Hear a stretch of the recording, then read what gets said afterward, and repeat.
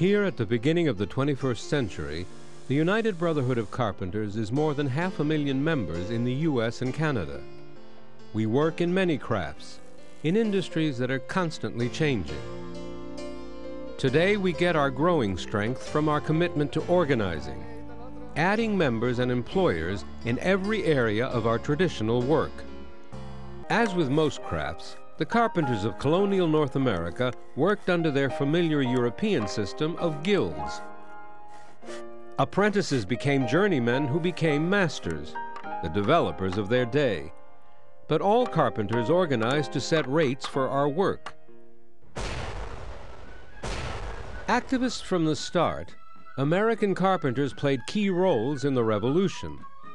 They made up the core of the Boston Tea Party. By the end of the 1700s, North American economic growth brought larger construction projects, more costly than most master carpenters could finance. Speculators began to displace them as developers and owners on new projects. Masters became contractors and journeymen became wage workers. Because it was their labor creating the profits, journeymen were pushed to work harder for longer hours at the same day's wage. They began organizing unions. After years under this system, our forebears began to seek changes. By the 1830s, we were organizing unions in North America's many unconnected markets. In York, Ontario, carpenters organized to get paid on time. Elsewhere, carpenters agitated for shorter hours at the same day's pay. We have been too long subjected to the odious, cruel, unjust, and tyrannical system which compels the operative mechanic to exhaust his physical and mental powers by excessive toil. Boston Carpenters, 1835. After the Civil War, an industrial revolution began that transformed construction across the U.S. and Canada. It threatened to fragment the craft and drive down wages. Machines took the making of doors and windows out of the carpenter's workshop and into planing mills. Speculators sliced job site carpentry into repetitive tasks. Apprenticeship disintegrated. Time and again, organized carpenters saw hordes of itinerant carpenters arrive by train. A national, even international, union was needed. Peter J. McGuire, who had organized his brother carpenters in St. Louis, was called on to form such a union.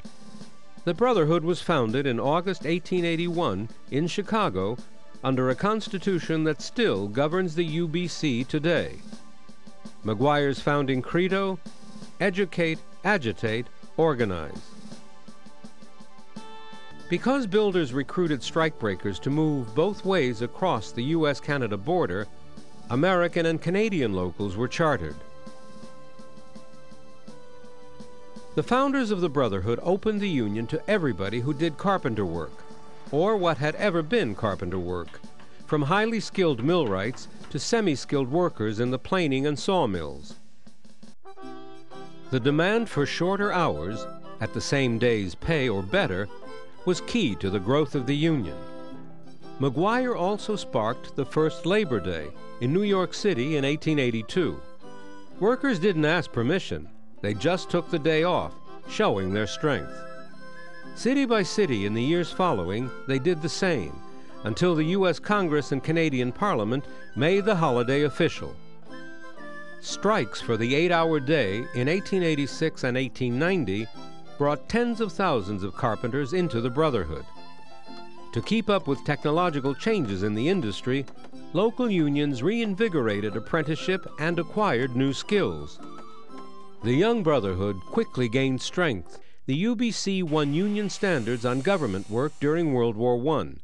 Tens of thousands of new workers were added to the union's rolls, long on numbers, but often short on personal commitment to the union. During the 1920s, the Brotherhood fought tough battles against continental big business organizations. City by city across North America, builders pushed the anti-union notion of the open shop. In the U.S., they called it the American Plan.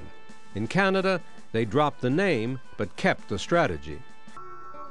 The Depression hit construction hard, By 1933, 70% of union carpenters were jobless. Some carpenters and millwrights did find work on the large public works projects of Roosevelt's New Deal, including the Hoover and Grand Coulee dams and the Tennessee Valley Authority. Elsewhere, lumber and mill workers in the Pacific Northwest valiantly struggled to organize, and many became part of the Brotherhood. But for construction jobs, our proud union remained a top-down, servicing organization that could do little besides circle the wagons.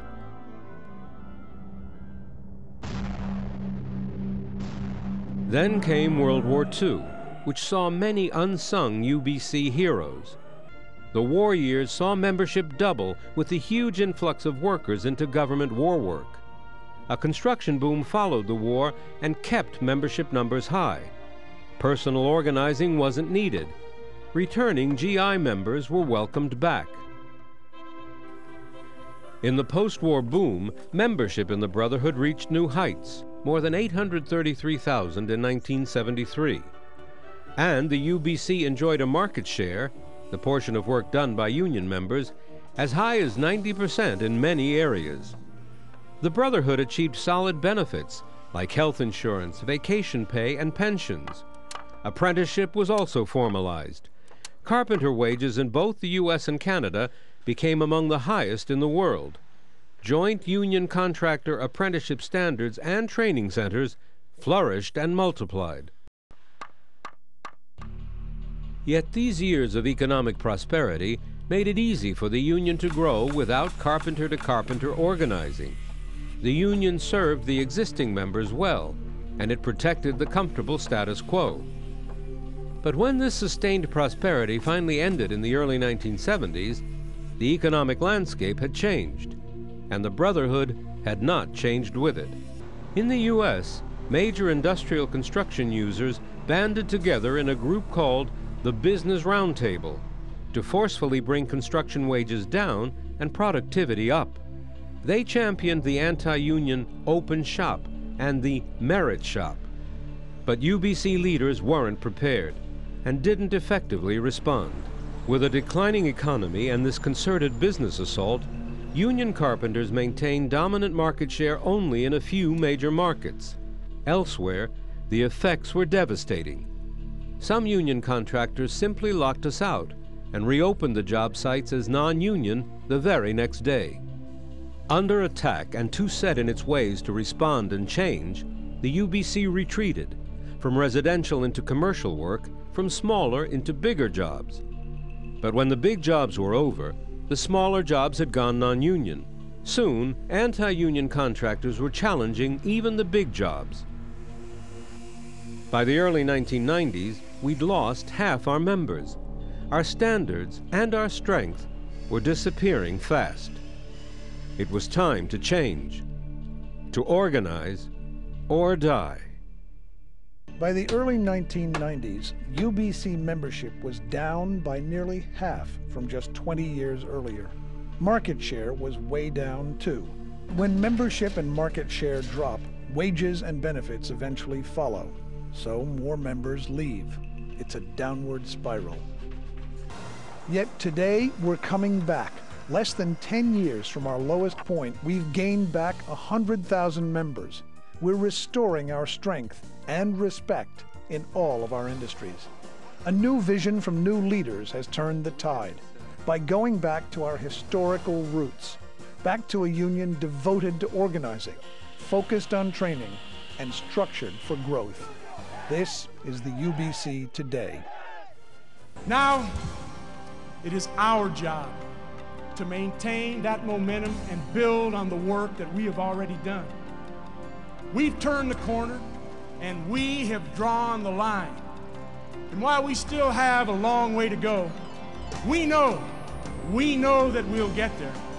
We'll get there the same way working people get anywhere.